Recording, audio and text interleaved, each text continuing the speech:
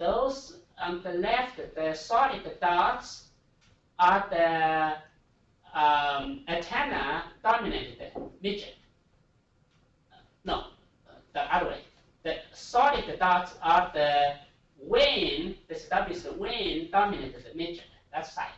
You know, see the relationship between the wavelength and the antenna length is this. See, that's the relationship.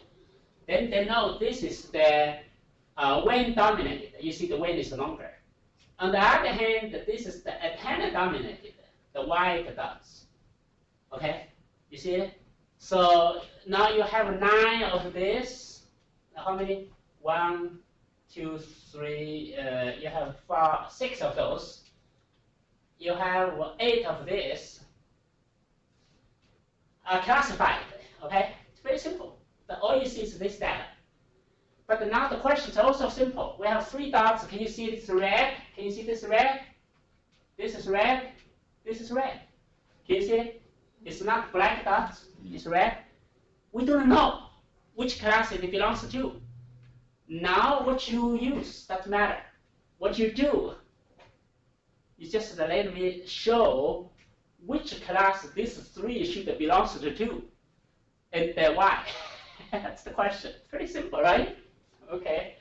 And I gave this last year. You remember we gave these questions.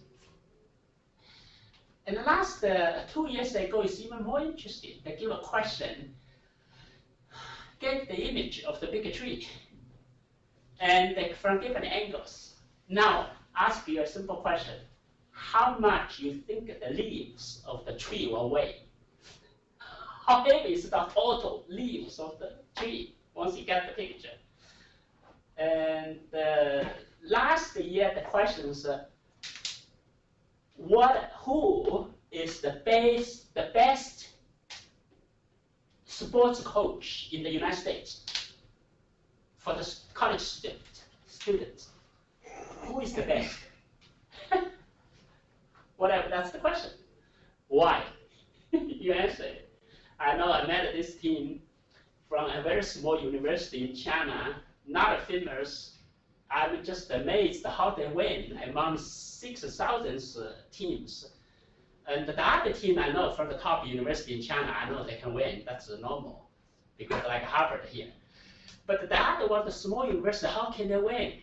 And then I just paid them from my pocket a couple $100 to get them into the restaurant. I wanted the secret, because 6,000, that's not by art. Well, a little bit of chat, I found it. They got 27 teams. The school have only simple policy. If you win, the school pay you money. If you don't win, you pay your own money to play the game. It's not cheap from Chinese currency. 27 teams participated, and the one team just got the one genius above. It just got it knocked down. They found the right coach. This lady in Virginia, the basketball coach, I forget her name. She's very good. Even overall, they need to get all these algorithms to think about and how to score and those things that win. Again, now come back to the other question. Is that similar to what you have to make a decision? Like you hire somebody, how do you measure it? Which class it belongs to? All you get is the data, nothing else, right? And we know this and this, but we don't know these 3. Well, of course, when I have the background, now I know what's the best answer, and that's going to be the topic of today. But the student, if you never learned those things, you are not even you're in computer science major, you finish your master, you don't get the chance to maybe learn these algorithms. And you got to figure it out. For example, last semester, my student did a little bit creative way, did a linear regression here in this group, cut the middle line, and did a little linear regression in that group, got another line, and then he got this middle line to bisect it. It's not a bad solution, but it's not the best solution. Okay? It's a good solution. There's a lot of solutions, but what's the best solution?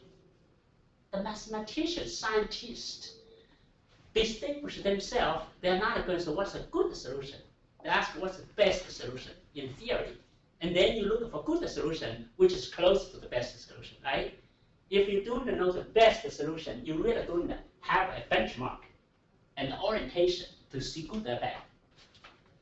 This method is still one of the most active research methods, because before the Google Deep Learner beat this one was the best in overall.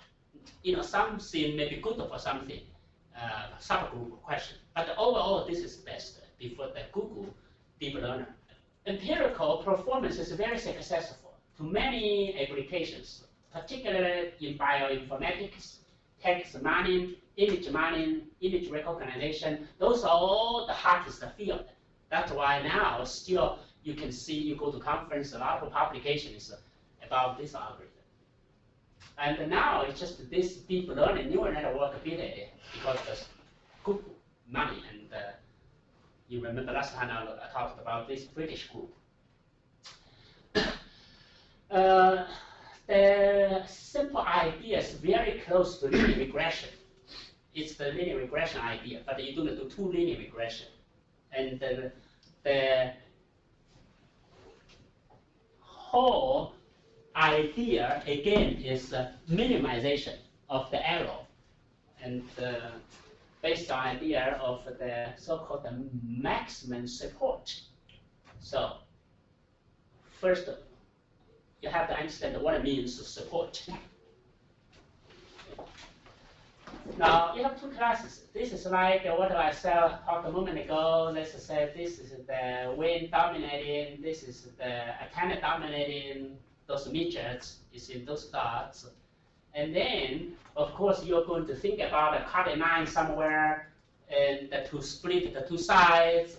Then you look at these three dots to see which side it belongs to. Then you classify it.